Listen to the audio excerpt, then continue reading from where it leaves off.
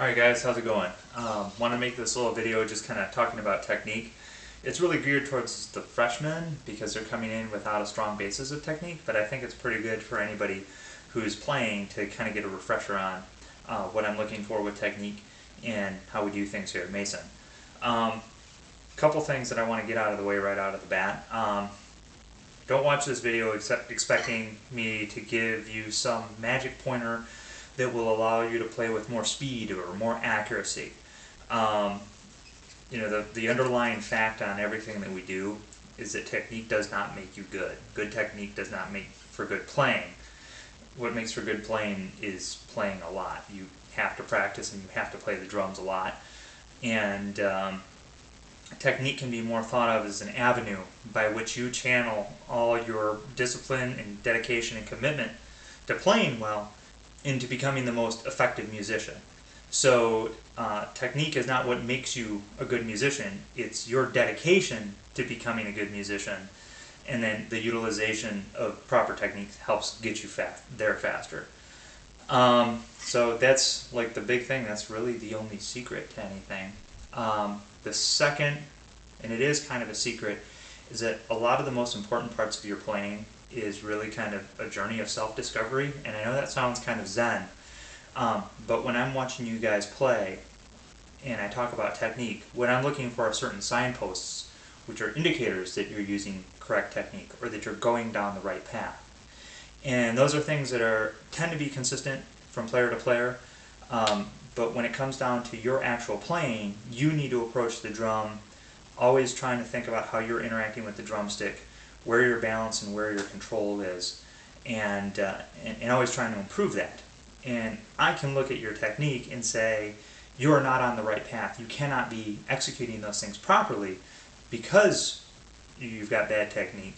But by and large, you got to kind of play a lot and figure it out for yourself. But anyway, I mentioned signposts, so that's really what I want to talk about. These technique signposts that you should be using as checkpoints when you're playing. And these are also the checkpoints that I'm going to use when I'm evaluating, looking at the drum line. So first things first, when you're holding the drumstick, we have a fulcrum point. It's here between the index finger and the thumb. And this is where the stick rotates. Okay, so your stick should lay across the first knuckle, the fleshy part right there.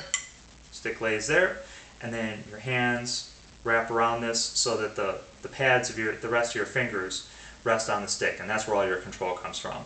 And then your index finger wraps around and matches the thumb to create a fulcrum. How do I know that you're doing this properly? Flip your hand on over, look in the mirror.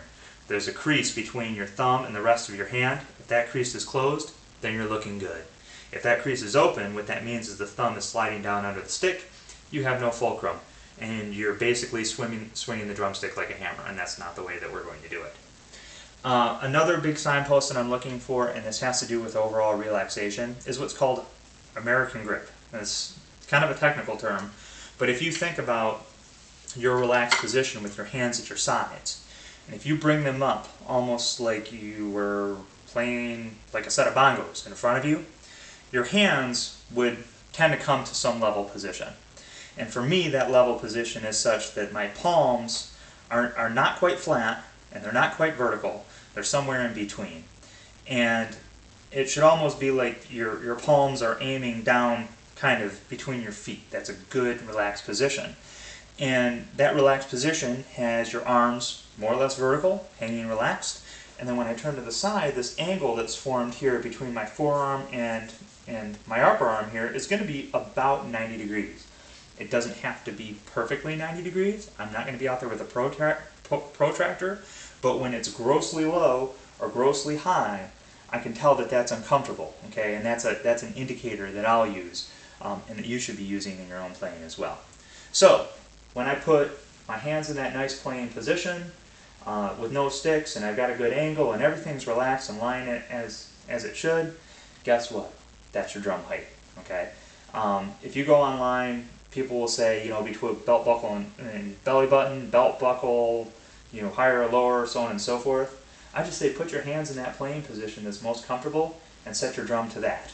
Okay, so in this case, my pad, I've got a little bit of a stack on there. but that comes out to a nice playing position, okay? Another indicator about that playing position is that if your hands are at a comfortable height, at a nice comfortable angle, and you put your sticks together, they should come together in about a 90-degree angle. 90 degrees, so that's a right angle right there. So 45 on either side, 45 plus 45 is 90. That's a good indicator. Again, I'm not putting a protractor on it, but I do know that if that angle is close like that, what's probably happening is your drum's too low and you're reaching down, your hands come in, or your drum is too high and that angle opens up and you're reaching up over and above. Either way, if you try reaching like that, you're going to put yourself in an uncomfortable playing position because you lose the proper mechanics of your wrist. Okay? So, again, these are symptoms of good technique, and they're things that I look for, and they're things that you should be looking for in your own playing as well. Another really cool thing that I'm always looking for is when the beads come together, we want to keep those beads as close together as possible. That way they're striking as close as possible to each other in the center of the drum, which maximizes the sound. When our hands wander all over the place, what happens is you start exploring different areas of the drum head and the sound changes, and you can really hear the difference between the right and the left. And even more destructively, the tension on the drum head changes depending on where you're playing. So it's almost as if a piano player was playing the piano, and the weight on the keys up on the one hand is different than the weight of the keys on the other hand. And before you know it, the hands have to do different things to play properly, and that's not a good place to be. So we want to make sure that those sticks are together in the center of the drum so that we're getting the best possible sound. Last but not least, when we initiate the stroke, we always initiate from the wrist. Why?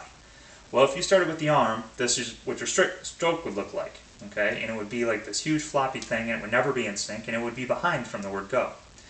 Also, I'm using my fingers a lot, but I can't initiate with the fingers because my fingers can't pull on the stick.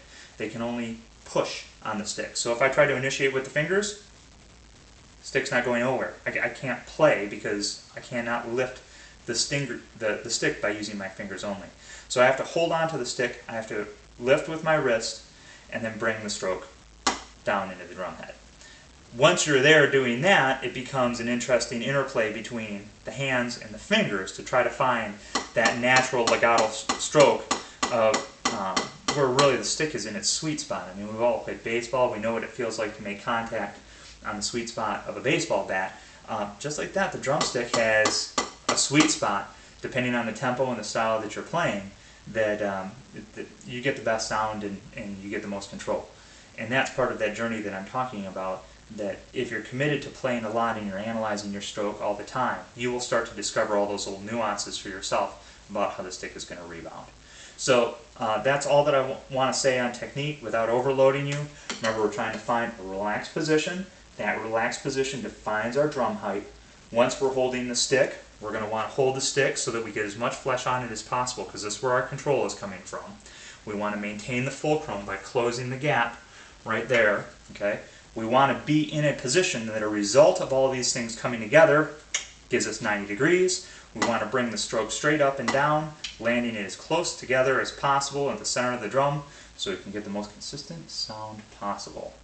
And remember, there's nothing in here that makes you a great drummer. It is your commitment that makes you a great drummer. This is just the way to making you more effective, and these are the signposts that I'll use to know that you've actually been doing what you're supposed to be doing. So if you have any questions, post it on Facebook or let me know, and I'll see you in rehearsal.